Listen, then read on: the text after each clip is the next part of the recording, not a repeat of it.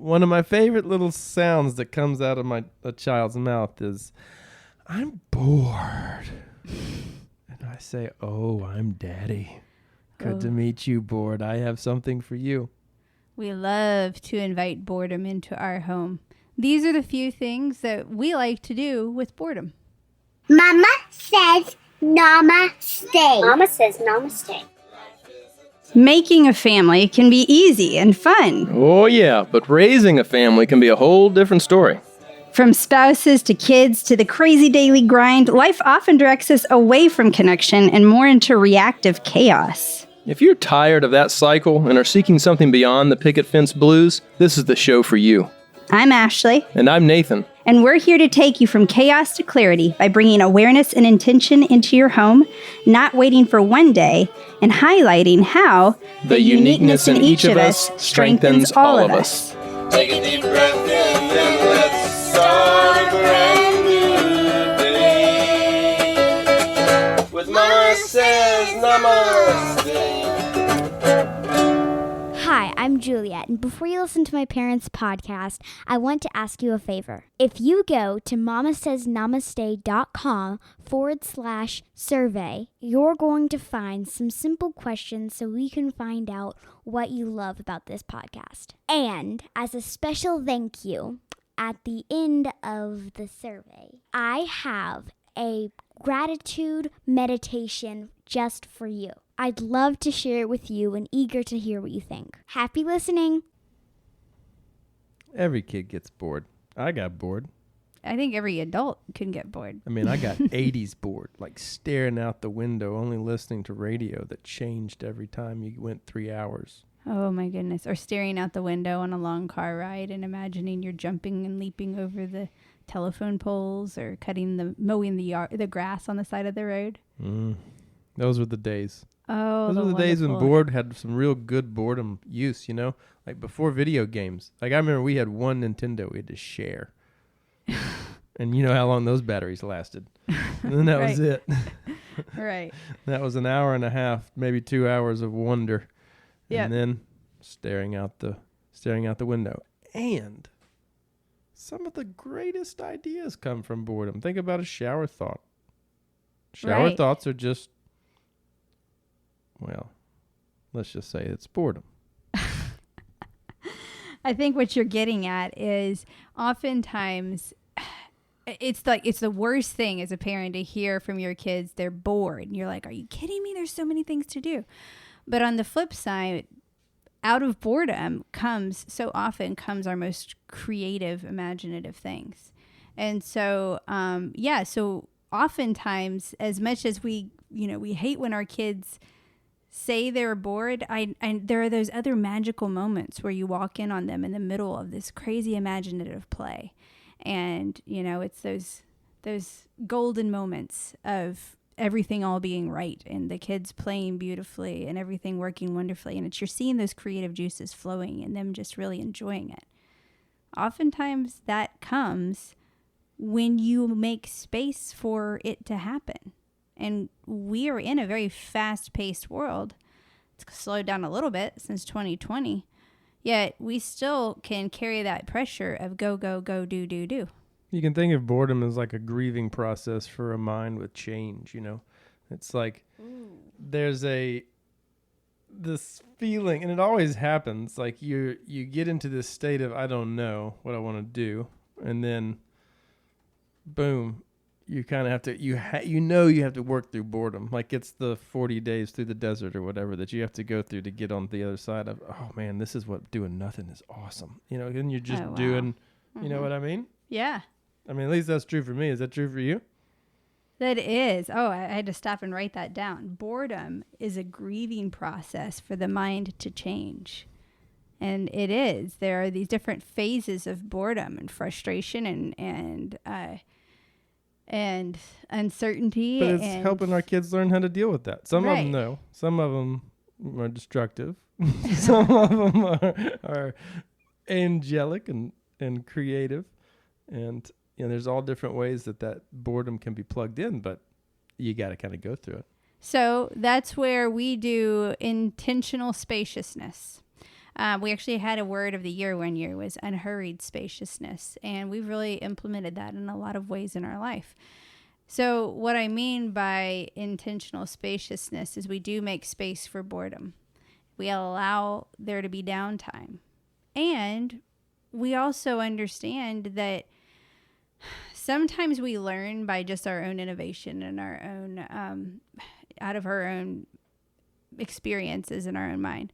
Sometimes we learn from others, and we learn about what we like or don't like, or can learn valuable lessons from others and get tools to maybe fast track things. And so when it comes to boredom, just having my kids come to me and say, I'm bored, well, figure something out. I can do that. I also know sometimes I don't have the patience to sit through the amount of time it would take them as a young child to figure that thing out. Come on, you got to fast track them out of boredom. Right. And it would be too much. I was a young mom and I'm busy. I've got 5,000, irons in the fire. I'm running around doing things. And I have the child that says, I'm bored. And they don't have the tools to figure something out. And so when we had young children, we took bored as an acronym. And I think I found it on Pinterest ages ago. And I've created a little graphic for it that you can get on the podcast or on the blog that goes along with this podcast. And it's an acronym for bored.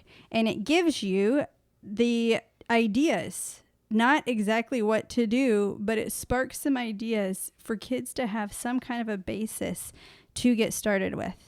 And so we just wanted to go through that and just give you some quick ideas based on the BORD acronym of ideas for how to kind of direct your child out of boredom while not giving them the answers. Yeah, because nobody likes to be told the answers. Right. You got to figure it out yourself. But Well, right. If you're just told the answers, oftentimes it's one thing shut down after another. Yeah. And so this narrows it down to these 5 choices. You have 5 choices, and then from there, go and have at it. And so the first one is just being creative. Yeah. What can you do that would be creative? How could you express yourself? I would tell my kids, because we were in a campground for a while, and I would be setting up, and they'd say, "Oh, I'm bored." I was like, "Go build a fairy house. Do a mandala. Create something like that. It's just around you. It forces you to gather and hunt and march around, and all of a sudden you're looking at things differently. Suddenly leaves are building supplies for a roof, or it just changes the world for you." It's funny, I haven't even thought about how often I've simply said that. If a kid comes or I can sense that they're bored, then I'll just say, be creative. And then from there, they just immediately start thinking, okay, what am I going to create? And it kind of can take them from there. In the blog, I share a link to 100 strewing ideas to get you started. Strewing is essentially meaning scattering things around that may be of interest to your child and then letting them stumble upon them on their own. So you don't have to have a forced agenda about it, but you simply make these things available and around for your kids to fall into at those moments of boredom when they're the most receptive. Yeah, and it's amazing what they can come up with, especially when you're vague like that. Be creative. Right. And on that, with some of the things that you're even suggesting for creativity, the O in board stands for outdoor play. One of my favorite. Mm-hmm. Love outdoor play. Go outside and see what you can figure out. Go play outside. Yeah. And just sometimes that hit of different energy from being inside the house to fresh air, sunshine, wind blowing in your face, animals calling, Mm-hmm. street sounds, other people, just stimulates in a different way and starts. It's like driving home in a different route. People say when you get in a rut, just drive home in a different route. Mm-hmm. It'll change the way you see things. That's all you're trying to help your kids do, is just realize that sometimes all you have to do is just take a walk outside, and that can just kind of help you move through the frustrating problem of, what am I going to do next? Mm-hmm. Yeah, and some of the ways as far as giving tools for creativity and outdoor play, actually with all of these, as I'm going through them and I'm looking at these, all of them, there is an element of recognizing the best way for them to really get some ideas sparked is to see you working on it yourself. And so when we talk, like I said, adults get bored too. Are you having times to be creative? Are you looking at playing outdoors? You know, when you play outdoors with the kids, maybe you're doing things. These are a multitude of things that we have caught our kids doing when they're bored outside. They have taken, instead of just doing chalk, they've taken like paintbrushes and painted with chalk and water. They've painted with just water and a paintbrush. They have created obstacle courses. They have created their own games with chalk where you can. Oh, I know what else I was going to say looking at the picture here. They've collected all kinds of nature items and not just built fairy houses, but maybe done just a cool nature picture or design in the sand. I have a picture of Juliet leaning over a whole really cool little circle mandala that she made when she was really little, just from gathering things around her campsite when she was younger.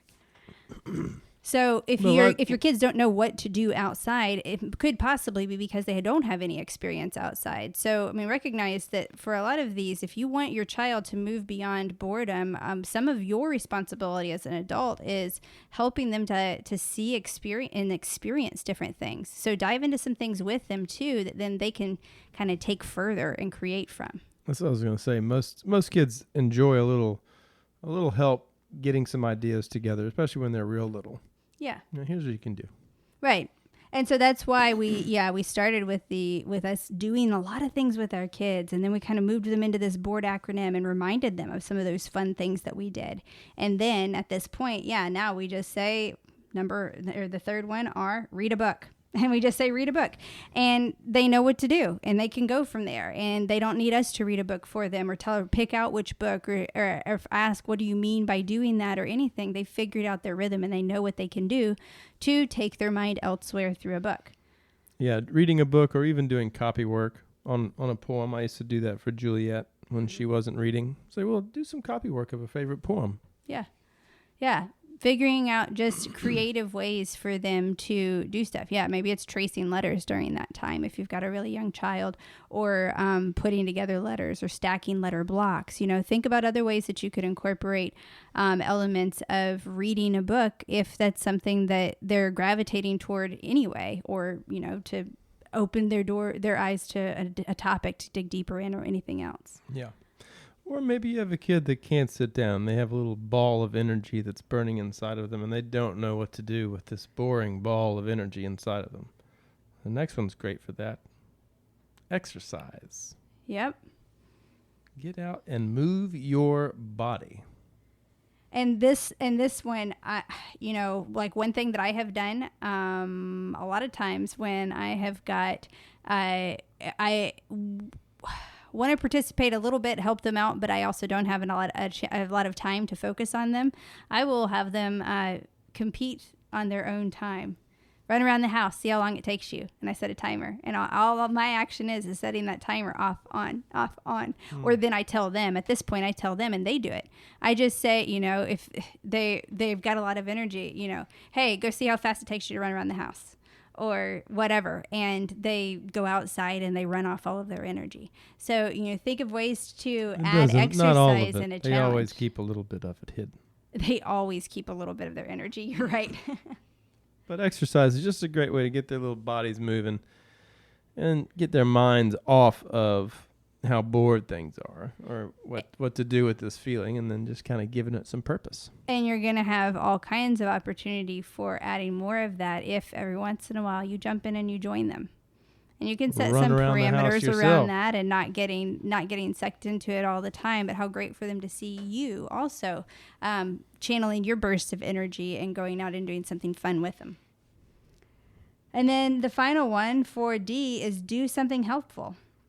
And this one we use all the time. If anybody is looking in the slightest bit bored, you know, I'm liable to say, stop, look around, be aware. What needs to be done or who can be helped? Yep, this is my favorite too. Kind of begin with the end in mind. Mm-hmm. Bored, you know, doing something helpful. You know, there's always something that needs to be picked up when you have 4 or 5 people living together. Mm-hmm. Always. Something gets missed.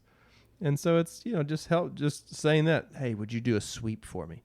Yeah. And you make it fun. And you can time them. How fast will it take you to do a sweep? And then I'll come through and check it.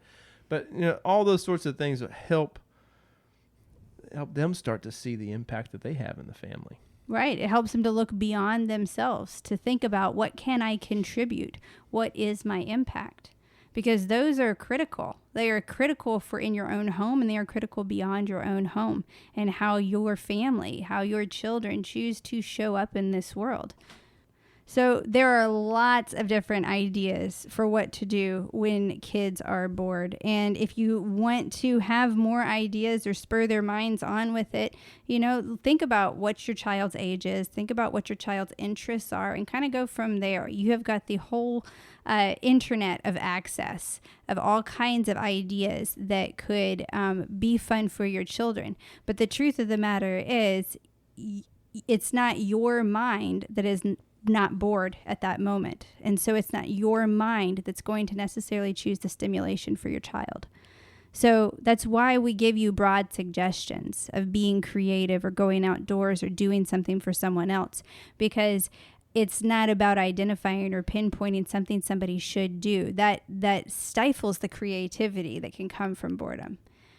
Open the door, share some tools, and let it bloom. And see what boredom can invite into your home.